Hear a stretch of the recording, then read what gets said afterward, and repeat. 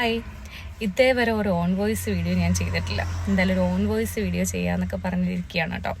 അപ്പോൾ ഇന്ന് നമ്മൾ ഹോസ്പിറ്റലൊക്കെ പോകേണ്ട ഒരു ദിവസമായിരുന്നു. അങ്ങനെ പ്രത്യേകിച്ച് കാര്യങ്ങളൊന്നുമില്ല. എല്ലാവർക്കും സൂക്ഷിച്ച് നോക്കിയാൽ അറിയാം, എൻ്റെ ഒരു കണ്ണ് വളരെ ചെറുതായിക്കൊണ്ടിരിക്കുകയാണ്. എന്താ സംഭവം എന്നറിയത്തില്ല.